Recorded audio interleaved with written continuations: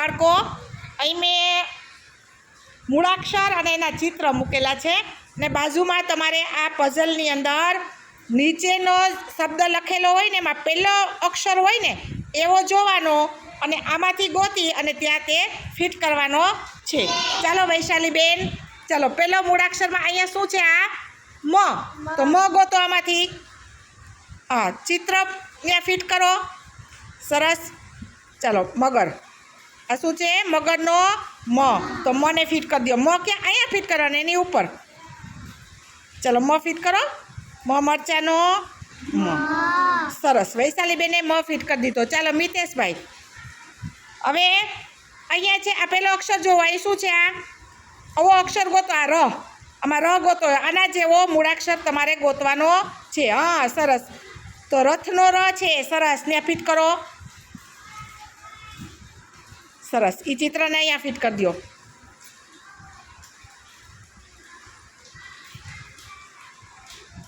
લાવ, આમ કરો ને એટલે ફિટ થઈ જાય.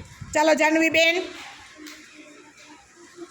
જાહ્નવીબેન જો અહીંયા કયો મૂળાક્ષર છે? આ વ. તો આના જેવો વ ગોતો આમાંથી અને ફિટ કરો. આ અહીંયા પહેલો અક્ષર છે ને એના જેવો વ છે. વ ગોતો.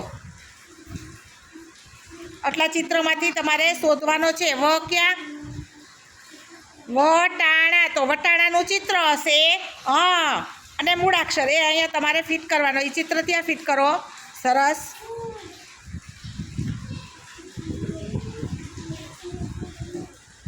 સરસ. બધા ધ્યાન આપે. બધાએ જોવાનું છે અને શીખવાનું છે.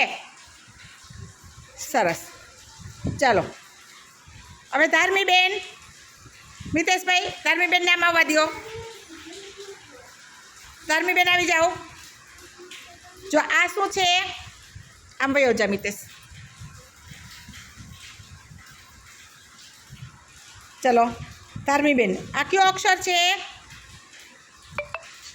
સસલું. તો સસલોનું ચિત્ર હશે અને સ ગોતો.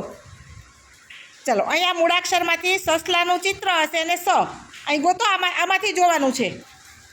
ક્યાંય સસલું દેખાય છે તમને? હા, તો લઈ લ્યો અને ત્યાં ફિટ કરો આમાં. હા, અને સ લઈ લ્યો. ચલો સ લઈ લ્યો. લઈ લ્યો આ સ.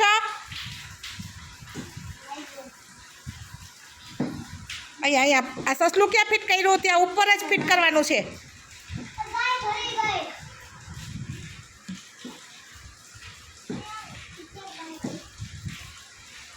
ચાલો ચાલો રુદ્રભાઈ, હવે અહીંયા જુઓ. અહીંયા શું છે?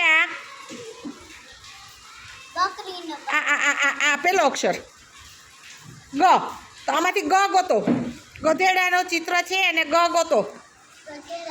હા, તો એ ત્યાં ફિટ કરો. હા, અને ગ ને ફિટ કરી દો. અહીં થઈ જશે. ચાલો ગ ફિટ કરો. સરસ.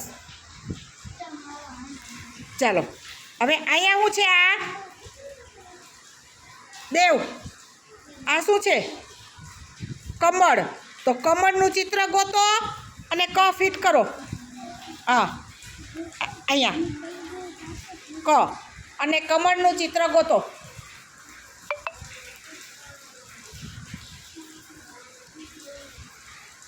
સરસ. ચાલો મૈત્રાઈ, જો ખટારો. તો આમાં ખટારાનું ચિત્ર અને ખ ગોતો.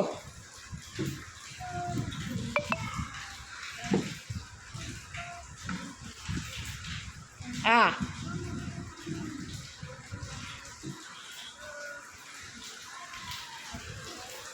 સરસ. હવે ચાલો મિતભાઈ, જો આ જગ. તો આમાં જગનું ચિત્ર અને જગ ગોતો. મિત, જગ ગોતો. પાણીનો જગ હશે. જગ, પાણીનું જગનું ચિત્ર હશે. હા, અને જ અહીંયા ફિટ કરવાનું છે. આમાં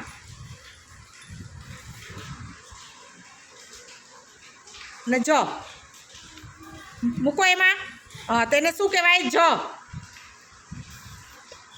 કેમ કરાય ફિટ? હા, સરસ થઈ ગયું. ચાલો વૈશાલી છત્રી, તો છત્રીનું ચિત્ર હશે અને 6.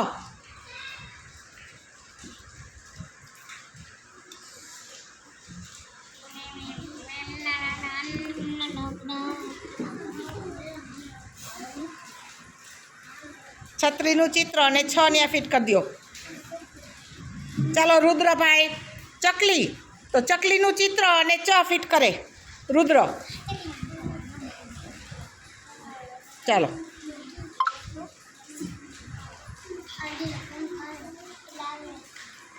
સરસ.